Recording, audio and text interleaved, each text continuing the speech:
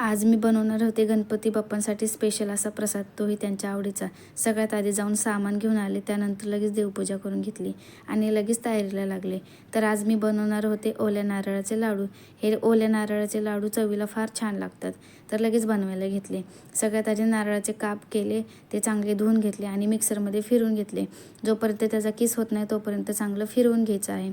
आणि त्यानंतर आपल्याला कढईमध्ये 1 चमचा तूप टाकायचं आहे आणि चांगलं परतून घ्यायचं आहे। जोपर्यंत त्याचा ओलसरपणा जात नाही तोपर्यंत चांगलं परतून घ्यायचं आहे। आणि चांगलं परतून झाल्यानंतर त्याच्यामध्ये आपल्याला आवडीनुसार साखर टाकायची आहे।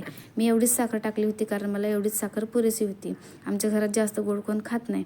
तर त्यानंतर मग आपल्याला त्याच्यामध्ये दूध पावडर टाकायची। पावडर टाकल्यामुळे लाडूला चांगली चव येते आणि मग चांगलं परतून घ्यायचं आहे। आणि परतून झाल्यानंतर एका ताटामध्ये आपल्याला हे मिश्रण काढून घ्यायचं आहे आणि थोडंसं गार झाल्यानंतर त्याचे लाडू बनवून घ्यायचे आहे। तर मी अशा प्रकारे लाडू बनवून घेतले होते। लाडू माझ्याकडनं फार जास्त झाले नव्हते कारण मी एकाच नारळाचे लाडू बनवले होते। आणि त्यानंतर हे लाडू बनवून झाल्यानंतर मी खोबऱ्याचा किस देखील आणला होता। तर खोबऱ्याच्या किसमध्ये चांगली बाइंडिंग येते। तर खोबऱ्याच्या किसमध्ये हे लाडू मिक्स करून घ्यायचे आहेत, म्हणजेच त्याला चांगली लेयर येते।